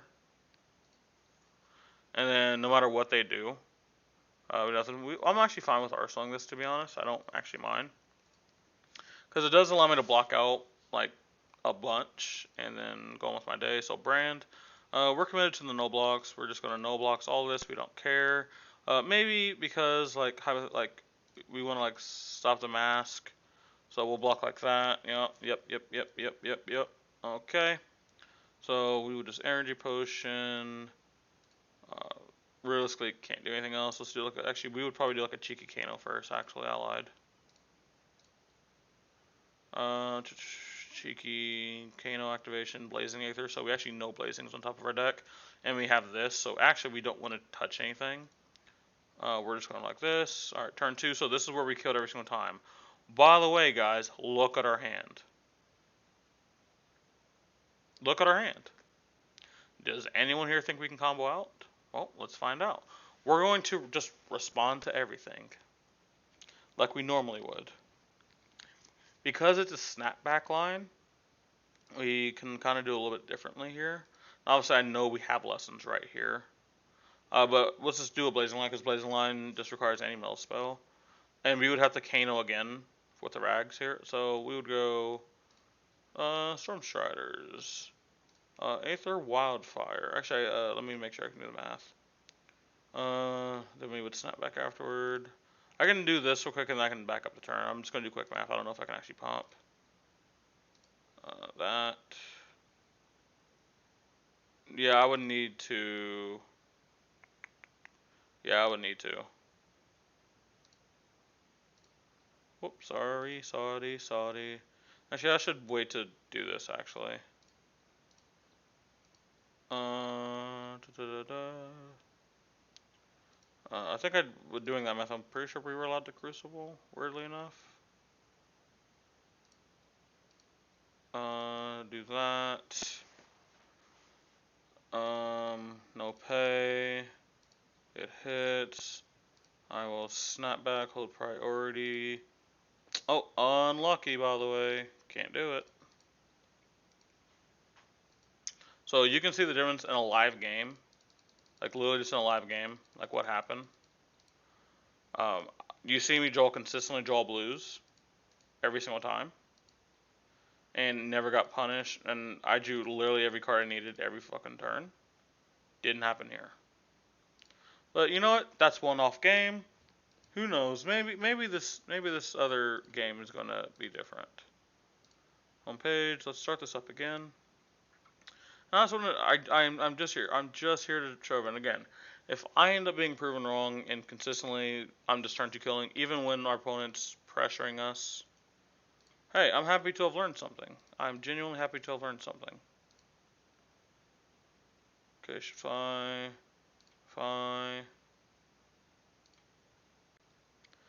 Alright, we're going first again. So we would just Kano here. Energy Potion, not awful. We would Kano here again. Aether Swindle, that's pretty good. So here in this situation, actually we would probably not boost it since I have no AB. We probably want to Kano into something, so we would just do this. We would find kind of nothing, but let's just. We want to dig for combo pieces, so we're going to put everything to the bottom. Let's Kano one more time, see if we find something. Find Boltic Bolt. We'll still banish it just so we can draw something else. So our opponent's going to have their turn. Again, notice this time we don't draw combo pieces. Like, we drew one of our power cards. No combo pieces. Not a single one. But we're going to even let them mask here. We don't care. Because we're just going to try to kill them. So, realistically, we'll say I set up this turn, then I try to kill them the next turn. Let's be a little reasonable, obviously. So this turn, I can go Crucibled into this. I can set myself up for a Sonic Boom combo line, which this is like not a good this is not a good thing. So like if I put Sonic Boom's just going in my arsenal. Sonic Boom's going into my arsenal. I want to draw 3 blues and lessons. Cause like I could go Sonic Boom. Okay, yeah, I think I know what the line is. I believe. Actually, I can do an even cooler line. So I could actually go like this. Oh, I have a redundant blue here. I'll just go like this. It's like whatever. I forgot I had that card. So this hand, I'm just gonna let cool before you do anything else. Kano into Aether Flare. So now this line can do a lot of different things. Let's go Storm Striders. We'll let the Storm Striders resolve. We are going to Sonic Boom. We're going to hold priority on the Sonic Boom, however. We are going to activate Kano. We're going to hold priority on this Kano. We're going to Ragamuffin's Hat. We're going to draw a red. That kind of sucks, but maybe it's not that bad. This costs less, so we're going to do that. We're going to put this card on top. We'll resolve this. So now we're going to crack this. Actually, no, we don't crack this because we want to use this card first. So we would, let me think here. So we have access to, this costs 2 to do. We have access to 4. So I should be free to boost this. Play this. We're going to just activate that because we can. We'll do that. We should be able to pump it. We'd pump it. Let's do lessons. And we're going to lessons into the thing that we're going to get off of Sonic Boom, which will just be a blazing.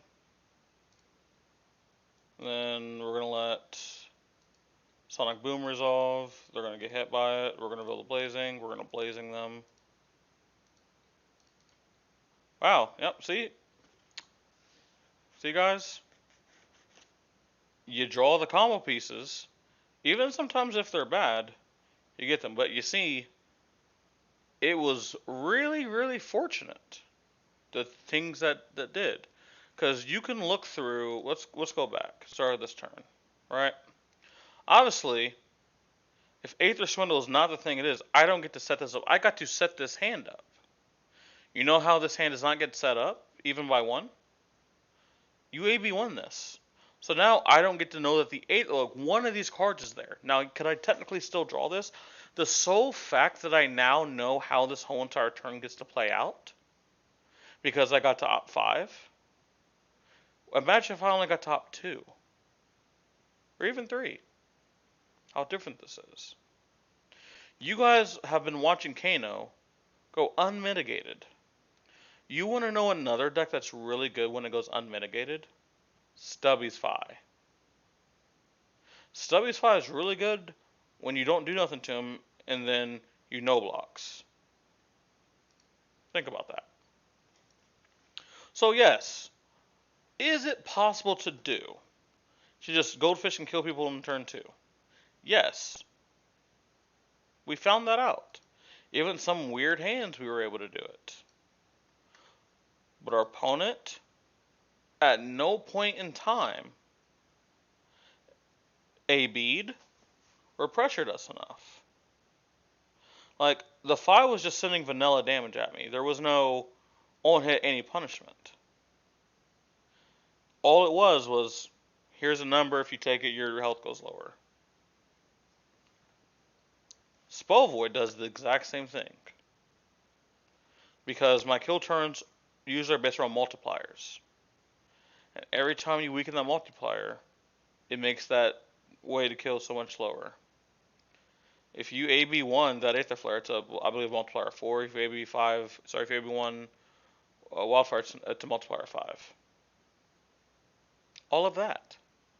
It's 1 AB. Now, do we get to the same game state of you dying? Absolutely you can. And my thing is, I actually knew before we started, I was probably going to pull some stuff off. But when I did the gold fishing last time on Talishar, we pretended our opponent had AB. Because realistically, because of how much of a known quantity Kano is, people are only rocking some amount of AB. And again, they would still die, they would just die later. But people saying like, oh, Kano just turn 2 kills all the time, that's just not true. A lot of times that's true is if you don't block Subby's Fi. Yeah, Subby's Fi will kill you on turn 2 all the time if you don't block him. Hopefully, like, that point, like, I hope people don't overly look at the fact that I goldfished a bunch of kills in turn 2. But most oftentimes when you goldfish as Kano or combo deck, you don't pretend your opponent does nothing about it. Like, they don't just be like, oh shit, I have this AB I'm not going to use. Like, if I'm going against like a Bravo or another deck, I'm not going to be like, oh shit, they're just not going to AB. Now, or there's going to be times where I might do that. I might do if they tap out. But again, how frequently do people tap out while having a B versus Kano when you have the combo cards on turn 1, turn 2? Like, asking every single thing, like, here's literally everything that we asked for. Here's everything that we asked for. We asked to have we asked to have 2 combo cards by turn 2. We asked our opponent to not have a B or the way to pitch to a B. And then we asked the top of our deck 9 times out of 10 to be kind of us when it came to resources. We asked for these 3 things to happen every single game that we did it. Every single game. So let me go ahead and get this off. But frequently, one of these 3 things are not going to happen on turn 2. Like, all the times, you're not going to draw all the combo cards by this time. Or your opponent is not going to be tapped out. Or you might draw combo cards, you might tap out, but it's a bunch of reds. Or your blind flip results in nothing.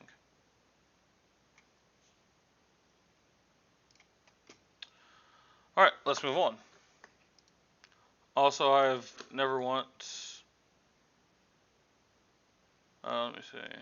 I've also never once called anyone dumb, just lazy. Yeah, like, he has said this again. Like, I talk to him in private all the time, because me and him are, like, real-life friends. He has said this. He thinks a lot of Flesh and Blood players are lazy, so, like, I can confirm this. I've only been killed turn 1 or 2 twice as well, but I've been killed at 36 plus life while checking the matchup countless times. My point is, some people giving takes no... Wait, what? My point was, some people giving takes no... Oh, he said no, he went in with a K. No, the map, it's just miserable to play against. And there is something to be said that a good amount of decks in the format can dictate 6 to 7 slots, and still, as Roger says, getting blown in turn 2 to 4, and quite literally can do about it. No, yeah, you just can't spell. Math is hard spelling. True. What if there was another comment under that? Okay. But like, I guess to sum this up, I appreciate that Dylan at least acknowledges that. What the fuck? Dylan at least acknowledges that doesn't happen. This has only happened infrequently. Now this happening, yes. Yeah, but you can equate this to other games to however their combo deck win conditions happen. But like in Flesh and Blood terms, you frequently don't die at this high of a life total. Like if you said, oh, if you got below 20, Kano was going to do this. I think people would be less mad because like at 36, you're like, dude, I only took a little bit of damage. Absolutely. But it's the context of how a hero wins. Oldhim would sometimes win, and you'd be in the 30s as like the player playing against Oldhim. But Oldhim is on a different axis. You'd be like, well, my life was like, I had a bunch of life, but like my deck was nothing. It depends. This hero says, I'm going to blast you with a lot of multiplicative damage. Oldhim says, you're going to have all the life, not the deck. Both attacking in different ways. Arachne, like, yeah, Arachne can kill you, but most of the time, like, you're getting decked out, and depending on how you end up playing versus the Arachne, you can be killed while getting milled out, because he has to do some amount of damage to take your deck, but it's not like, he's not like 15ing you every single turn. That's just not a thing. He's usually like 4ing you, and you're just like, I'll take 1. He'll be like, top card your deck. And you just kind of get 2 for 1 there. Like every single turn, and that's how that happens. But the way Kano kills people is sexy. The way other people kill people is not sexy. That's why it feels really bad when you're killed at 36, because people are like, I've only played the game a few turns, and I lose. So now I feel like I couldn't have done nothing. Just... I promise, guys, it's not as bad as you think. It's just not. Now, I believe we're getting to the end here.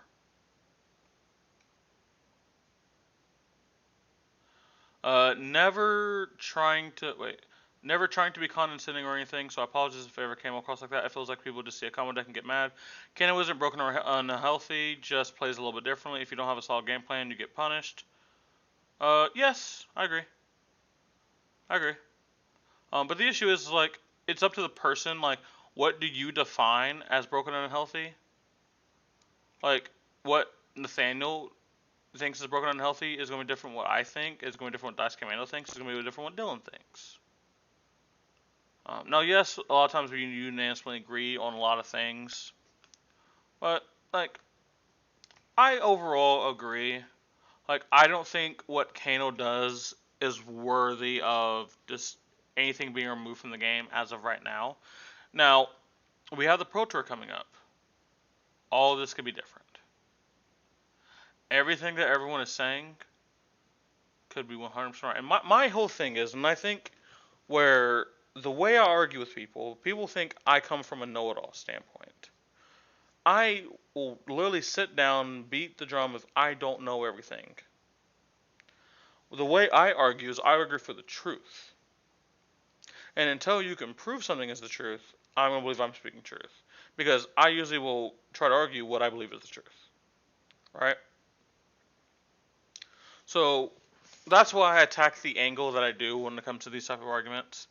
And I'm willing to say, hey, even though I'm technically on this person's side, I don't agree with what they said. I just want people to like to understand that secondary line. Dice Commando, I understand. I give the benefit of the doubt. Cheers. But you can certainly understand your statement was. But you can certainly understand your statement was viewed as triggering. I mean,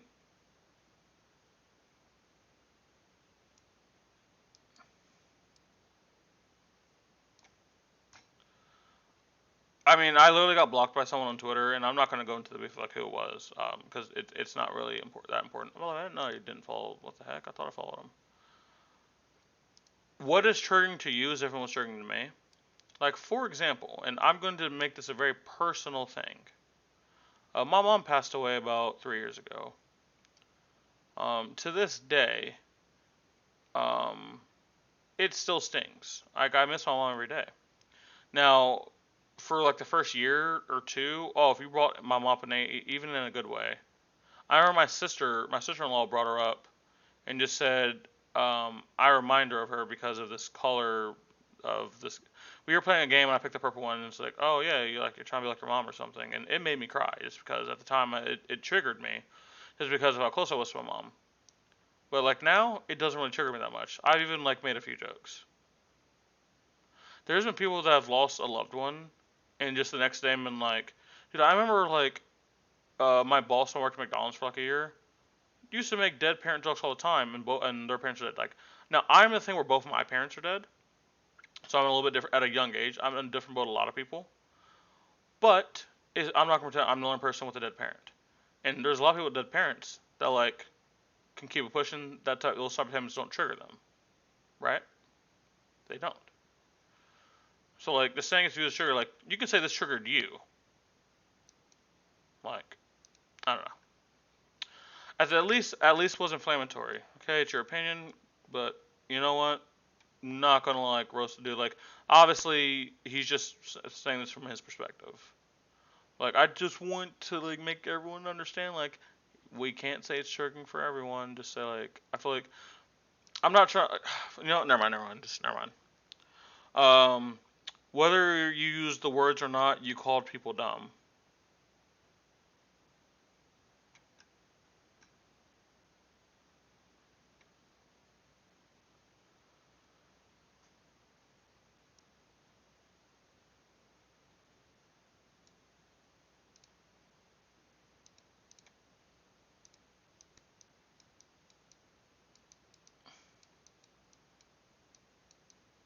True, by the way.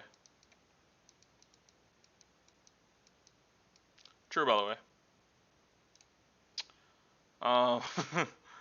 Uh, yeah, for sure, no bad blood or anything. I do think people who don't have many reps on or against Kano are having less info than me. But the same is true for any other player with more expansion on their deck. That's just how it works. Yes, 1000% here. 1000%. Fucking. Wait, what? Wait, who is he? Who's he replying to?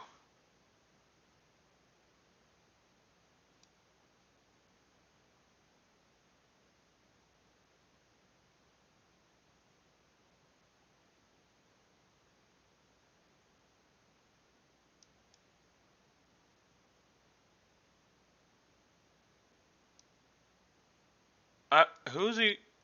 He's not replying to anyone. Am I? Oh, okay. He's applying to this. I don't know why this was. I don't know. I'm tired of seeing these Kano players continuously say how bad the deck is, and if you're losing to it, you're bad, lazy, dumb.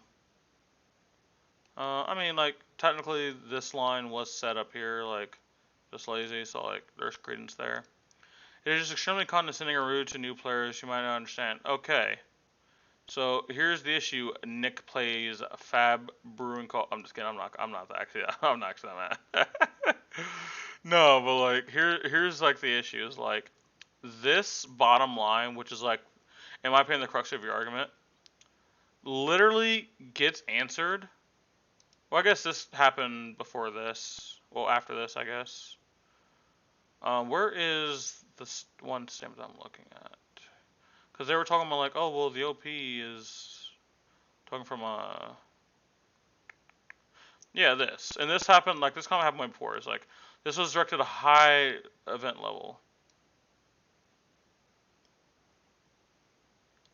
And I also do think that we're making two different arguments. Is like, I think that's basically, we're making two different arguments. But to, like, look at the guy earlier, he was like, see, I'm tired of everyone saying or lazy or whatever, blah, blah, blah, blah. I'm like, brother, this is like, we're not talking about new players. Like, let me tell you about this guy right here. And I'll go ahead and, like, exit the thread. Let me tell you about this guy right here. When it comes to bringing new players to Flesh and Blood, he has done more for the Heil community than I've seen most other people do for any game. He has spent so much of his own time and money growing the community that he doesn't even get to participate in because of how much he works and his family. Let me tell you, let me see if I can find his post. Let me see if I can find his post. Oh, by the way, let's like look at this real quick. If he genuinely thought every single fucking player is dumb, why would he be willing to join a team? Because why would he want to join a team with dumb people? So like, okay. Let me see if I can find it.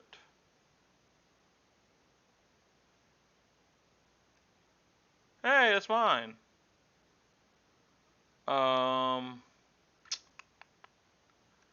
It might have been like on a Discord or something. But look, you can see this. So what he did is he sold his foil Kano deck. Mind you, Kano's his favorite hero. He sold his foil Kano deck to buy streaming equipment so he can start streaming these events. So now what this is, and I'll kind of go to the Discord. So obviously I am the sole mod of this Discord. This is a community. Oh, Nick's here. I didn't know Nick was here. This is a community of, see, 34 online plus 84 which round up. That's 120 minus, 12. So it's 108. Wait, no, I'm being dumb. Wait, what did I? God dang it. What was the math I just said? Make this 90. You make this 40. So that's 140 minus 6 on both. So it's minus 12. So 128. Okay. 128 people. Plus me, plus him. So 130. And there's some people that like are. I swear there's more people in here than that, but maybe there's not. Because I remember this number being higher, but maybe I'm being dumb. But like at bare minimum, 130 people. This is a community that he built by himself. For the most part. Now, obviously, some people have like taken it upon themselves to like invite people, right? I got some of these are bots, so like, let's actually round down, just call it 120, because I know I've added a good amount of bots in here, right? 120 people, all in the Ohio area. Most of these people are like in middle to upper Ohio, like, or northern, I guess is the correct terminology. There's a few in southern Ohio, but like mostly mid to northern Ohio. He's cultivated a community, and like what he runs every couple months is he runs this Fab Squad event thing, and had some like bussin' prizing. This was a 32 player like kind of invitational, but not really. This was just some of the prizing. Actually, no, this is all of it. So custom playmat, 1, 2, 3, 4, 5, 6, 7 tunics, 2 Crown of Providence cold foil, 4 boxes of heavy hitters. And most of this was geared to a new player experience. I promise everyone, he cares about new players. Most of these players, sorry, not most of these players at one point were new and started coming to this shop or a few other shops. Like, now these are all mostly veterans, but like, at one point when they were new, they probably met one of us that's in like, that goes to this shop or the shop I go to or a few other shops. They came through our system. He cares about new people. Like, I will say this right now, and I'm not saying this because he's my friend. I'm saying this because this is the truth. If he was to quit Flesh and Blood today, Flesh and Blood in the Ohio area would change. It would change for the worse. He's done a lot, and I know his plans. He's going to continue to do a lot. So, please, guys, I don't think this guy hates new people, and he's trying to like he has taken so much of his own money and time. He's built literally like. So let me tell you how he got me and my people into the game. Let me tell you. So we were at Magic tournaments, and I've told this story a few times. We were at Magic tournaments, and like I bombed out of a Magic tournament one day, and it was just like awful. Like I was just sad face, just some like angry eyes. I don't know what this is, but just like let me cook. Uh, but he would always come to our Magic events with like this big box, like one of those like archives, and would have just like a bunch of Flesh and Blood decks.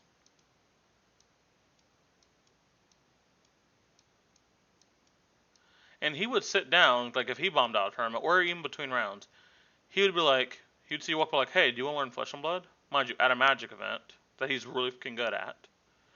And the player would sit down with him, and they would play some Blitz decks against each other, and he would teach them. He taught a lot of people how to play Flesh and Blood. You know why? Because he loves Flesh and Blood. He loves this community. He wants this community to grow. He found out that's how he can do his part. Then he would get a lot of his extra bulk, or even sometimes his own money, and he would build these intro decks for people, like not the intro decks like from like LSS or anything. He would build his own decks that were a little more optimized and a little easier to upgrade, and be like, yeah, these are like $5. No, he'd be like, you want to learn Flesh and Blood? Here's money that I poured into the game. You can have this for free. Well, do I need anything to turn? No.